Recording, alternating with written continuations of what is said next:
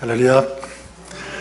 우리 인사했지만 다시 한번 우리 옆에 분들 보시며 이렇게 인사했으면 좋겠습니다. 당신 때문에 감사합니다. 행복합니다. 이렇게 할까요? 정말 행복합니까? 감사합니까? 네, 진심으로. 네. 우리 일자님도 기도해 주셨지만 우리 기도 제목이 많이 늘어나는 것 같습니다. 이따가 또 설교 후에 같이 또 기도 제목 두고 기도하시겠지만 우리 뉴스통에서 하시는 것처럼 또 이스라엘과 하마스, 팔레스타인 전쟁이 10월 7일 이제 일어나게 되었는데 기도해 주신 것처럼 빨리 잘 종식될 수 있도록, 그리고 또 정말 억울하게 좀 희생되거나 죽어가는 사람이 없도록 우리 같이 기도해야 할 거라고 믿습니다. 기도해 주시고, 또 우리 교우들도 환우분들 위해서도 계속 기도해 주시는데 저기 오동용 집사님이 어제 이머전시 가셨다가 이제 지금 샌안토니오 병원에 이제 또 오늘 이제 병실은 이제 옮기셨지만 아까 다녀왔는데 좀 간이 조금 안 좋으셔서 이제 좀 튜브를 이렇게 2개를 달아서 소변을 처리하는 이제 그런 좀 수술을 결정을 해야 될 것 같아요. 이제 여러분들 많이 이제 기도해 주시고, 또 노금영 권사님이 지난주부터 좀 쓸개를 좀 떼신 그 수술 후유 중인지는 모르겠지만 음식을 아주 거의 못 드시고 계시는 이제 그런 상황 가운데 여러분 빨리 회복할 수 있도록 또 쓸 수 있도록 기도해 주시고, 또 우리 환우들, 또 우리 예배에 나오신 또 여러분 중에 우리 또 우리 최미상 선사님 기도해 주시고, 또 우리 최두순 목사님 또 고관절 또 위해서 여러분 많이 기도해 주시기를 부탁드리겠습니다. 이따가 우리 말씀 나누고 또 이런 제목 놓고 좀 같이 기도했으면 좋겠는데요. 먼저 우리 좀 말씀 읽고 저리 은혜를 나누도록 하겠습니다. 오늘 좀 같이 보실 말씀은 하박국 3장 1절부터 3절까지, 그리고 16절부터 19절 이렇게 좀 두 부분으로 나누어서 이런데, 먼저 1절부터 3절까지 같이 읽고요. 그 다음에 또 16절, 18절, 19절까지 천천히 좀 같이 한번 읽도록 하겠습니다. 자, 시작. 시곤옷에 맞춘 선지자 하박국의 기도라. 여호와여, 내가 주께 대한 소문을 듣고 놀란다이다. 여호와는 주는 주의 일을 이 수년 내에 부응하게 하옵소서. 이 수년 내에 나타내시옵소서. 진노 중에라도 긍휼을 잊지 마옵소서. 하나님이 대만에서부터 오시며 거룩한 자가 바란 산에서부터 오시는도다. 셀라. 그의 영광이 하늘을 덮었고 그의 찬송이 세계에 가득하도다. 내가 들었으므로 내 창자가 흔들렸고 그 목소리로 말미암아 내 입술이 떨렸도다. 우리를 치러 올라오는 환난 날을 내가 기다림으로 썩이는 것이 내 뼈에 들어왔으며 내 몸은 내 초소에서 떨리는 도다. 비록 무화과 나무가 무성하지 못하며 포도나무에 열매가 없으며 감람나무에 수출이 없으며 밭에 먹을 것이 없으며 우리의 양이 없으며 외양간에 소가 없을지라도 나는 여호와로 말미암아 즐거워하며 나의 구원의 하나님으로 말미암아 기뻐하리로다. 주 여호와는 나의 힘이시라. 나의 발을 사슴과 같게 하사 나를 나의 높은 곳으로 다니게 하시리로다. 이 노래는 지휘하는 사람을 위하여 내 수금에 맞춘 것이니라. 아멘. 네, 하나님 말씀입니다. 얼마 전 어떤 두 분의 목사님의 설교를 제가 들었는데요. 한 목사님의 설교는 아주 오래전 한 1990년대 하신 그 설교 내용인데, 거의 한 40여 년 전, 한 1980년대인 것 같아요. 그 말 정도, 한 40여 년 전에 하신 설교인데, 그리고 또 한 분은 2010년도, 그러니까 한 10년 전에 하신 그런 설교입니다. 그 두 분의 설교가, 한 분은 1980년대고 한 분은 2010년대니까 거의 30년 정도 차이가 나지 않습니까? 근데 설교 본문도 다르고 또 시대도 전혀 다른데 두 분의 이 설교에 공통점이 있었습니다. 그것이 무엇이냐면 그 시대를 바라보는, 그 시대를 향한 진단은 굉장히 똑같았어요. 그 1980년대 그 앞에 목사님이겠죠? 뭐라고 하셨냐면, 지금 사회를 진단하시는데 지금 우리 사회가, 나라가 너무너무 어둡다, 혼란스럽다, 그리고 각종 범죄가 기승을 부리고 있다, 국제 정세도 심각하고 마치 악이 선을 이기는 그런 시대인 것 같다, 그런 말씀을 하셨고요. 또 그 뒤에 목사님은 2010년대 이제 그 시대를 얘기하시는데 뭐라고 하냐면, 지금 이 사회가 너무너무 심각할 정도로 어둡다, 이 범죄 등이 난무하고 이 도덕적인 이 기준, 이 가치들이 심각하게 떨어졌다, 그리고 한국 목사님이니까 10대 청소년들이 지금 10명 중에 1명이 자살 충동을 느낄 정도로 너무너무 그런 심각한 상황 가운데 있다. 그런 말씀을 하셨어요. 저는 이 두 분의 이 말씀, 이 설교를 들으면서 그렇다면 지금 2023년이잖아요. 그 뒤에 목사님 그 시간 또 따져도 10몇 년 이후가 흘렀으니까 지금은 그러면 어떤가? 그런 질문을 가져보았습니다. 그때보다 지금이 더 낫다고 할 수 있는가? 저는 이 사회 전문가는 아니지만 제가 볼 때는요, 도저히 그렇다라고 말할 수 없을 것 같아요. 더 낫다라고 생각하면 좋겠지만 우리가 아는 바와 같이 이 세상은 IT라든가 과학기술, 여러 가지 문화 굉장히 많이 발전했는데 좀 믿음의 눈으로 또 신앙의 눈으로 보면 굉장히 안타깝고 힘든 또 어려운 어떤 그런 모습을 굉장히 많이 보게 됩니다. 점점 세상은 어두워지고요. 이 사회, 이 도덕적인 것은 자꾸만 더 혼탁해지는 그런 시대, 그리고 악이 더 기승을 부리는 그런 시대 속에 살고 있다고 해도 과언이 아닙니다. 우리가 요즘 살고 있는 미국도 잘은 모르지만 뉴스를 이렇게 얼핏 보다 보니까 도둑들 이런 강도가 굉장히 기승을 예전보다 더 많이 부린다고. 예전에는 아주 값비싼 금은 보석 이런 것들을 터는 그런 강도들이 기승을 부렸다면 지금은 그냥 일상생활용품, 마켓 같은데 이런 것들을 다 그냥 쓸어 담고 도망가는 이런 싹쓸이 이런 범죄가 기승을 부리고 있다는 그런 뉴스를 종종 많이 보게 됩니다. 도덕적인 이 기준도 굉장히 많이 추락했고요. 국제적으로도 마찬가지죠. 1년 벌써 8개월 전에 벌써 1년 반이 훨씬 넘었죠. 러시아가 우크라이나를 침공해서 그 전쟁은 지금도 계속되고 있고, 또 아까 전에 우리 집사님이 기도해 주셨던 것처럼 또 말씀드렸던 것처럼 10월 7일 이 하마스가 이제 이스라엘을 공습하고 또 공격하는 이런 전쟁이 시작되었습니다. 정말 뉴스를 보니까 잔인한 아주 끔찍한 만행을 막 저지르는 그런 일들이 벌어진 것을 보게 됩니다. 신앙적으로도 마찬가지입니다. 한국이나 미국 그리고 전 세계적은 다 모르겠지만 하여튼 우리가 살고 있는 이 주변을 보면, 또 우리가 살고 있는 미국, 또 다음 세대를 보면 신앙이 더 성숙하고 더 자라가야 되는데 교회들도 마찬가지입니다. 반대로 점점 더 약해지는 어떤 이런 모습들을 볼 때 참 마음이 안타까움을 금할 수가 없습니다. 좀 오늘 읽은 이 하박국 이 시대도 비슷한 상황이 아닐까 그런 생각을 해보게 됩니다. 시간적으로는 BC 600년경, 그러니까 국제적으로는 지금 이 바벨론이 굉장히 팽창해서 절대적인 이 강국으로 부상하면서 이제 유대 땅을 막 침략한 어떤 그런 기세 가운데 있고요. 또 이스라엘, 이 유대도 마찬가지 사회적으로 굉장히 부패가 난무하는 그런 가운데 있고, 영적으로도 말할 수 없습니다.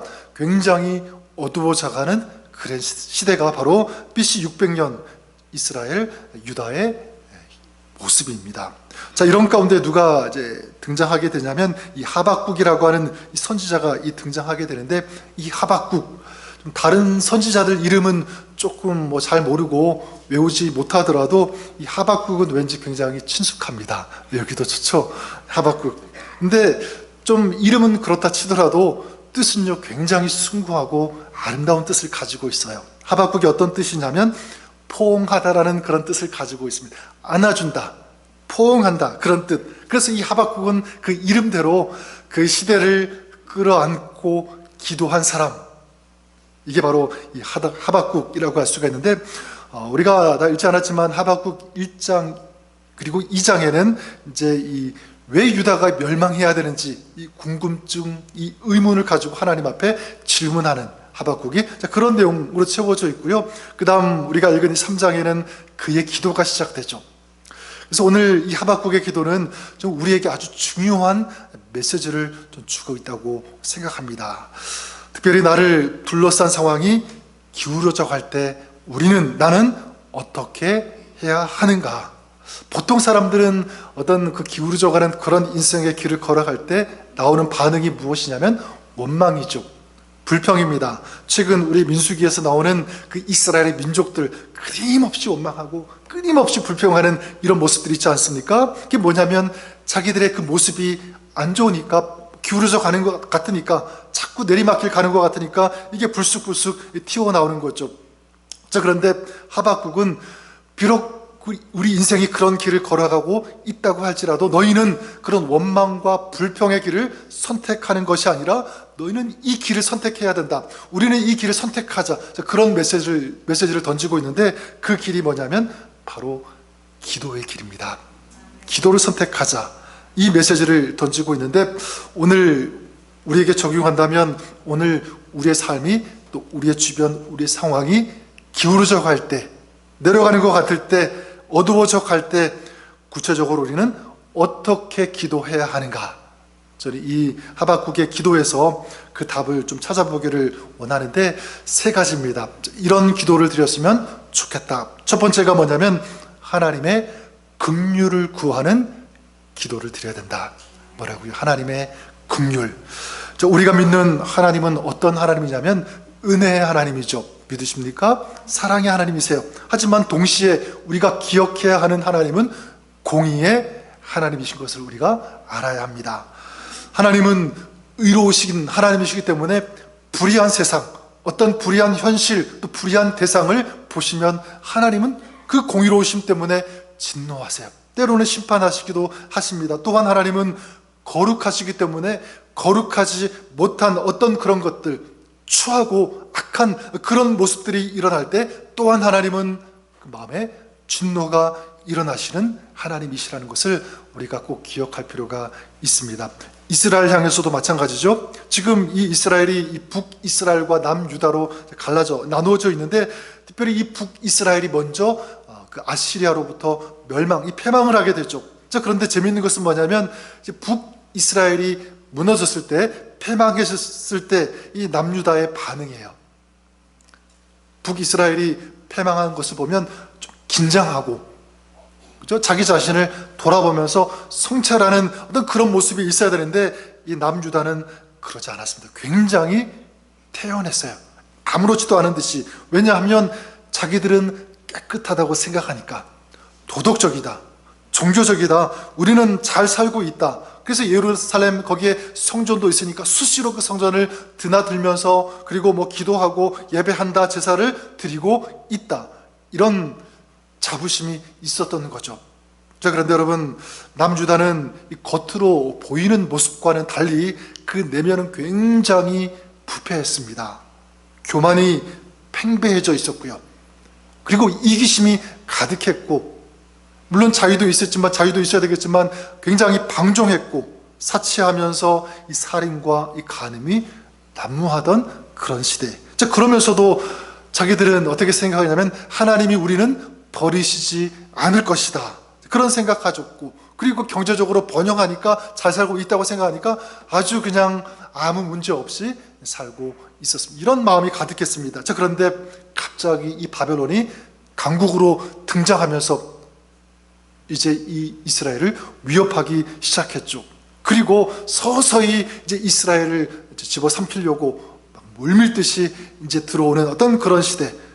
이제 조금만 있으면 이스라엘은 완전히 멸망할 것이라는 것은 이제 누가 봐도 뻔히 아는 어떤 그런 어두운 시대가 지금 들이오고 있었습니다.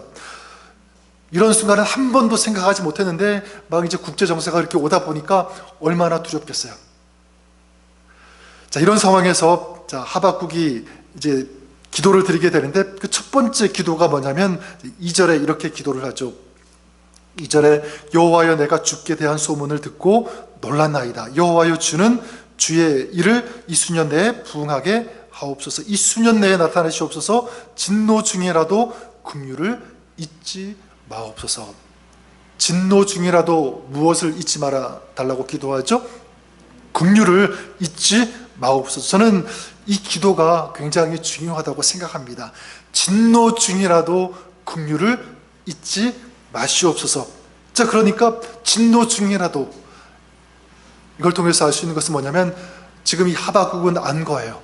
자기 자신을 인정하고 있습니다. 그리고 현실을 인식하고 있고요.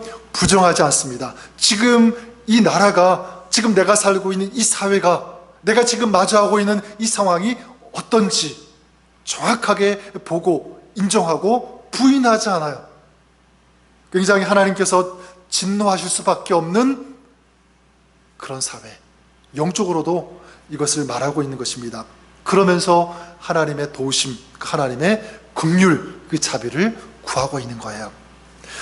1961년도에 이 나치 히틀러 잔당들을 재판하는 전범 재판이 열렸는데, 그 독일의 그 히틀러 참모였던 아이 히만이라는 사람이 이제 거기서 재판을 받게 되었습니다. 굉장히 이 잔혹한 일을 한 그런 사람인데, 그때 이 잔혹한 이 아우슈비츠의 이 수용소에 있었던 사람 중에 이 생존자였던 그 유태인 예이엘 디무르라는 이 사람이 이제 증인으로 나오게 되었는데요. 이 디무르에게 이 재판관이 이제 물었다고 합니다. 자, 저 사람을 아이만에게죠, 똑바로 보십시오. 그래서 이 디무르가 그 아이만을 이제 보게 되었는데, 자, 저 사람이 아이만 맞습니까? 딱 물어보면서 뚫어지게 이제 봤겠죠. 근데 이 디무르가 그 사람을 뚫어지게 보다가 어떻게 됐냐면 기절을 하고 말았어요. 한참 후에 이제 깨어나자 이 재판관이 이제 그 사람에게 물었습니다. 왜 절도를 했죠? 과거에 악몽이 되살아나서 기억이 나서 그랬습니까? 그랬더니 이 디무르가 아닙니다, 그러는 거예요. 그렇다면 왜 그러셨습니까? 그러자 이 디무르가 충격적인 대답을 했는데, 이렇게 대답을 했답니다. 제가 가만히 저 사람을 쳐다보니 저 사람이 저렇게도 평범한 사람이라는 사실에 놀랐습니다. 저렇게 평범한 사람이 수많은 우리 동료들을 가스실로 들어가게 한 장본일이라는 사실에 제가 충격받지 않을 수 없었습니다. 그러면서 저는 저 자신도 얼마든지 이 아이만이 될 수 있다는 사실 앞에 놀란 것입니다. 그런 얘기를 했대요. 저는 사람이 이렇게 얘기한 이 마음, 이 자세가 우리에게도 저는 필요하다고 생각합니다. 그게 뭐냐면, 나는 완전하지 않다. 나는 죄인일 수도 있고 나도 잘못할 수 있다. 자, 그렇기 때문에 거꾸로 뒤집으면 그만큼 나는 하나님의 도우심, 하나님의 긍휼이 필요한 사람입니다 라는 것을 인정하는 거죠. 여러분, 그래요. 우리가 깨끗한 것 같아도 우리 마음에 어떤 죄가 있고 미움이 있고 또 항상 기쁘고 감사해야 되지만 우리 마음속에 계속 밀려오고 가득 차는 것은 무엇입니까? 원망과 불평과 어떤 이런 불안한 감들 얼마든지 있을 수 있다는 거죠. 이 세상에 완벽한 사람 없고, 가정도 마찬가지죠. 완벽한 가정 아마 하나도 없을 것입니다. 모두가 하나님의 긍휼이 필요한 가정일 수 있고요. 국가도 나라도 마찬가지입니다. 하나님의 도우심과 하나님의 긍휼 필요하지 않는 나라가 있을까? 아니요, 저는 하나도 없다고 생각합니다. 이것을 인정하는 것이 저는 굉장히 중요하다고 생각합니다. 그래서 하나님의 긍휼을 구하는 이 기도가 필요한 거죠. 여러분, 자기 의가 아직 남아있고 살아있다면 절대로 기도할 수 없고, 기도한다고 할지라도 하나님의 긍휼을 간절히 구하는 그런 기도 드릴 수 없습니다. 어떤 분이 이렇게 항변하는 분이 있는데, 나는 교회 수십 년 동안 난 출석했기 때문에 나는 깨끗하다고 자부합니다. 이렇게 얘기하시는 분이 있고요. 또 열심히 일했는데, 봉사했는데 뭔가 채워지지 않으면, 자기 뜻대로 되지 않으면, 뭔가 어떤 축복을 받지 않으면 막 원망하고 불평하는 그런 분들이 있습니다. 저는 생각해요. 왜 그럴까?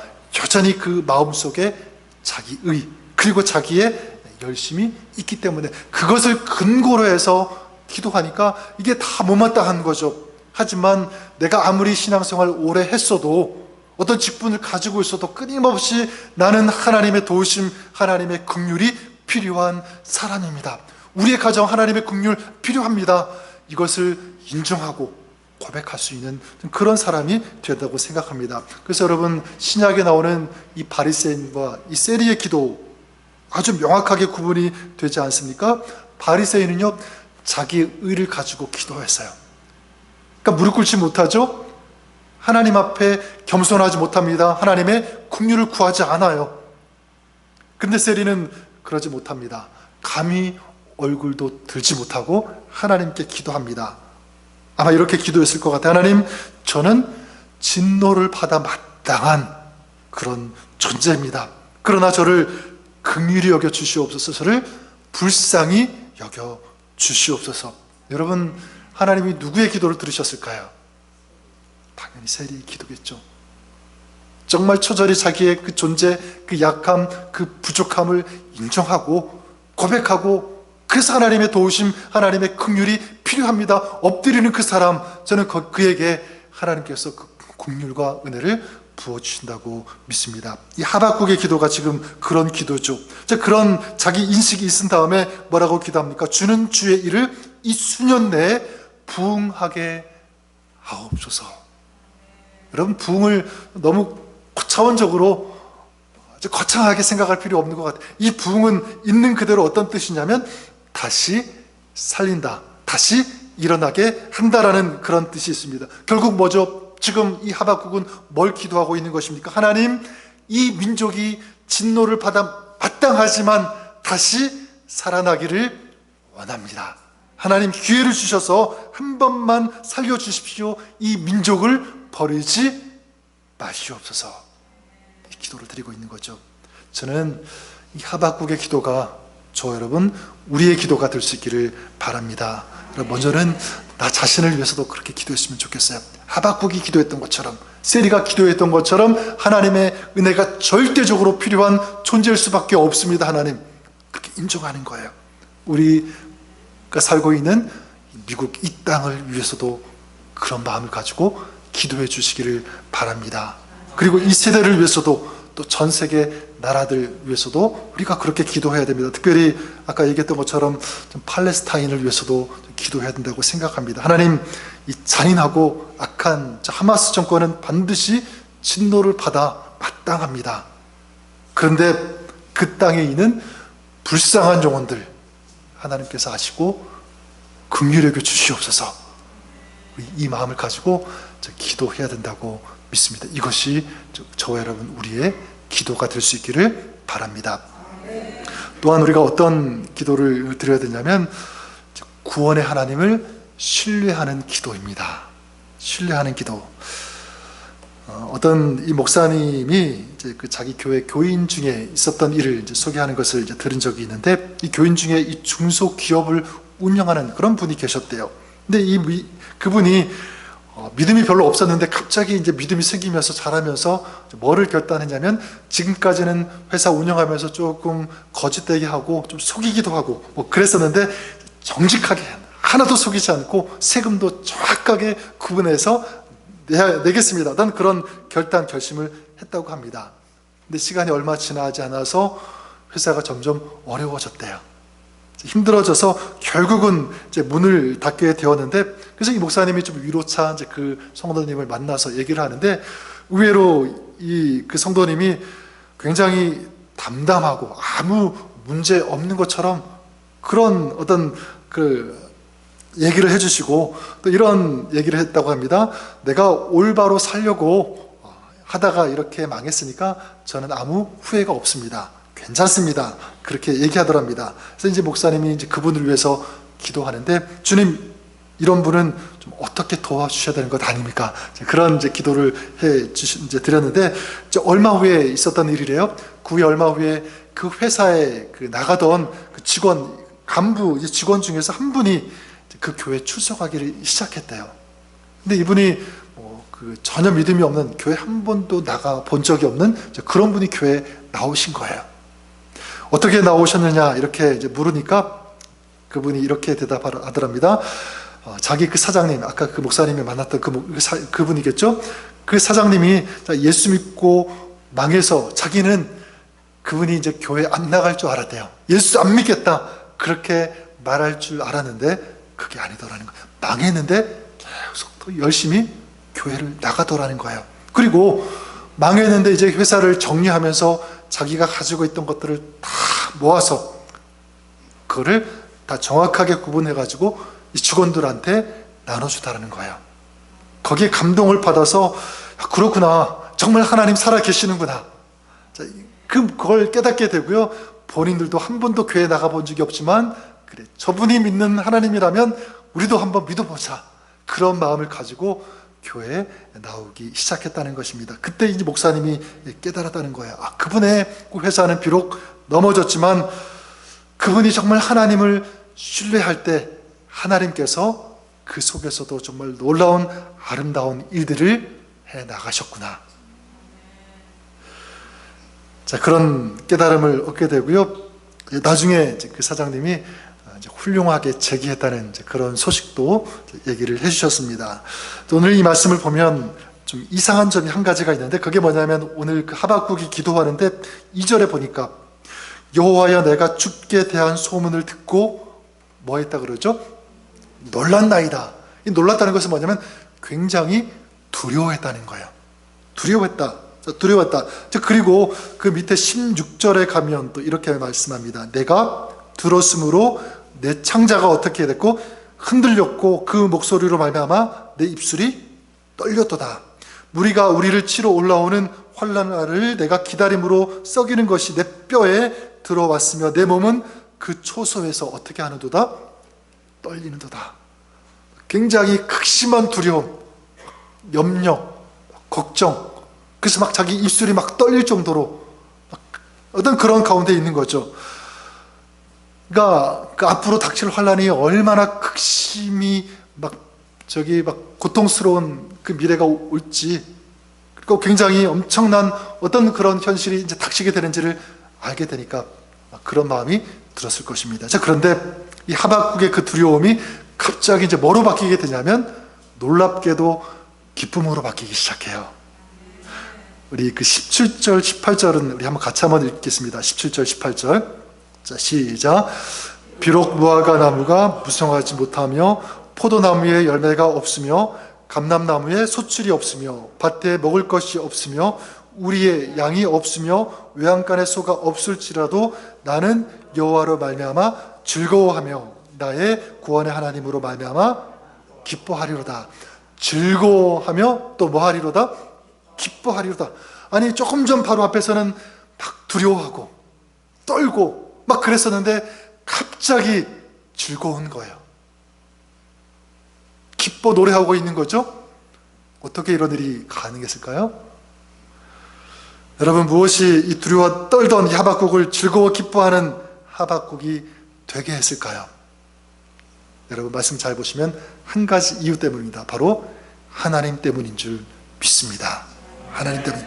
정확히 말하면 하박국이 하나님을 보기 시작하면서부터, 하나님을 신뢰하기 시작하면서부터 나는 여호와로 말미암아 어떻게 하며 즐거워하며 나의 구원의 하나님으로 말미암아 뭐하리로다?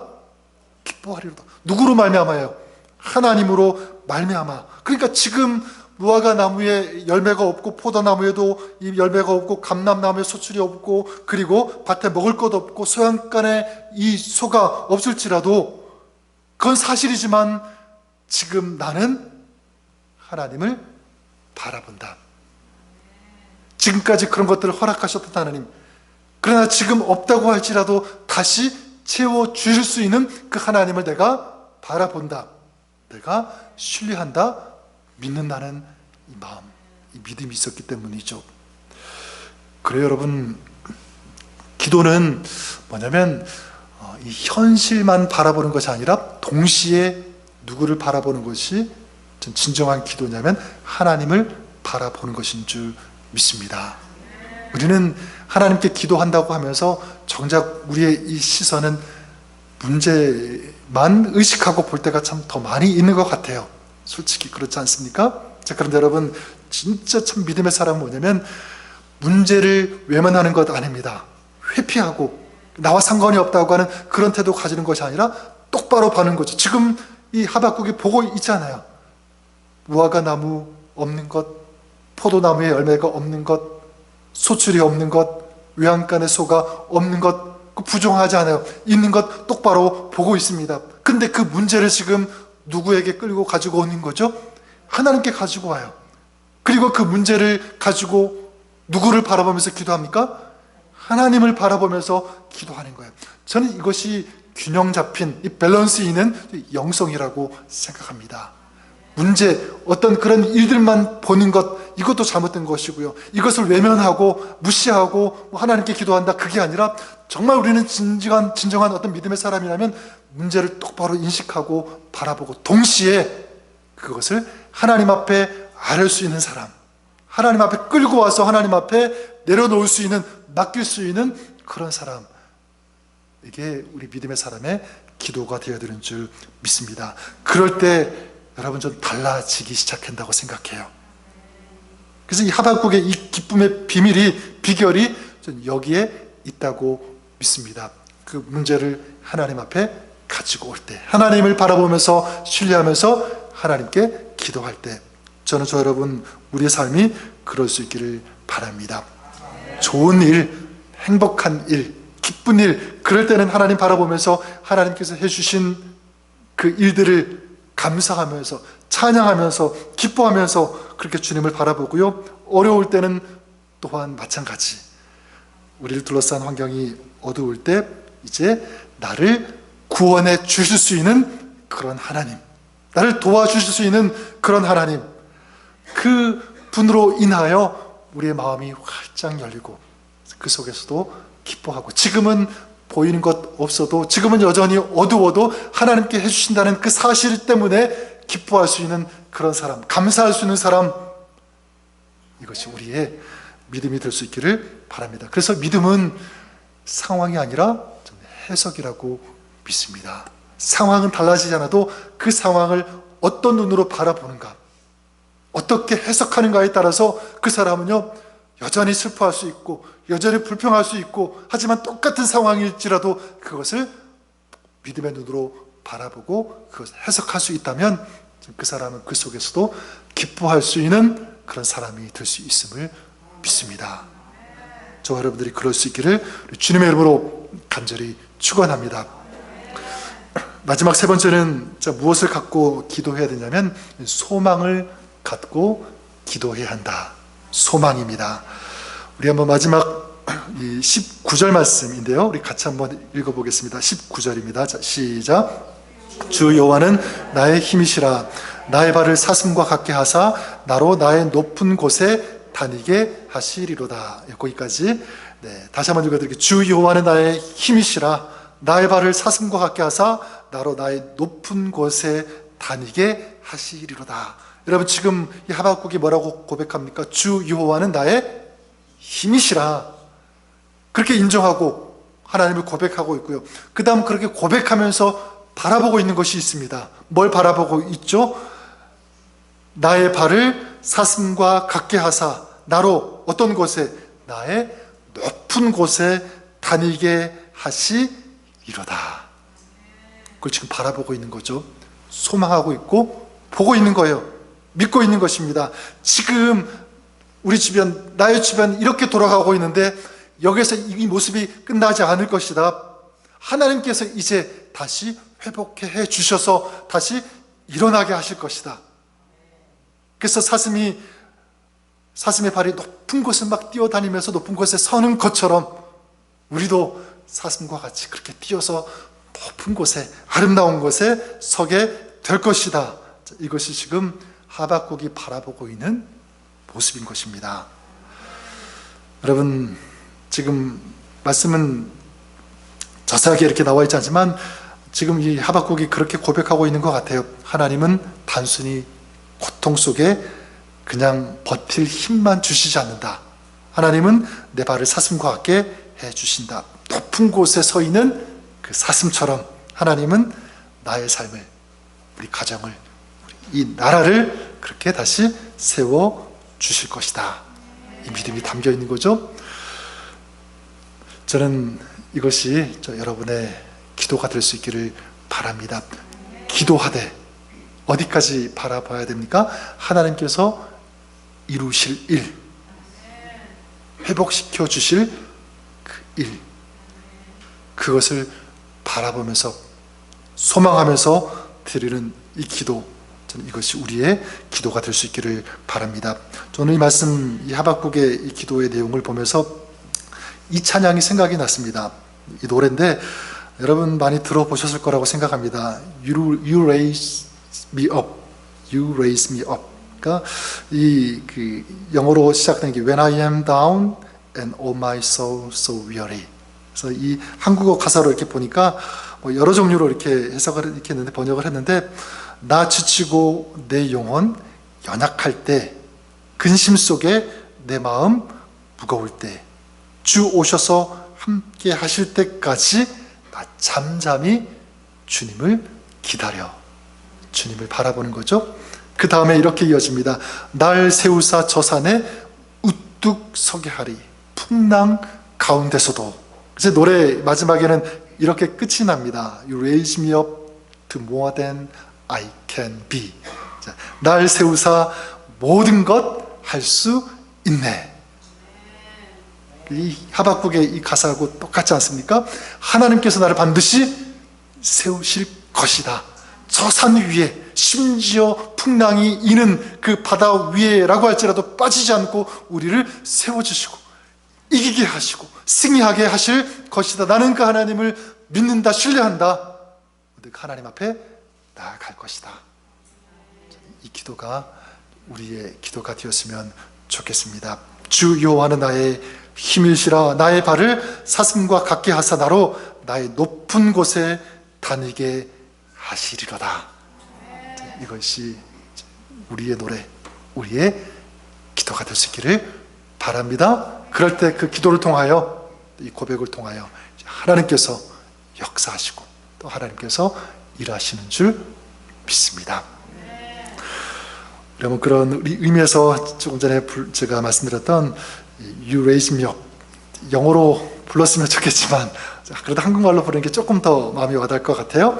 한국말로는 날 세우시네 라는 제목으로 이렇게 만들었는데, 나 지치고 내 영혼 연약할 때 근심 속에 내 마음 무거워 주 오셔서 함께 하실 때까지 나 잠잠히 주님을 기다려.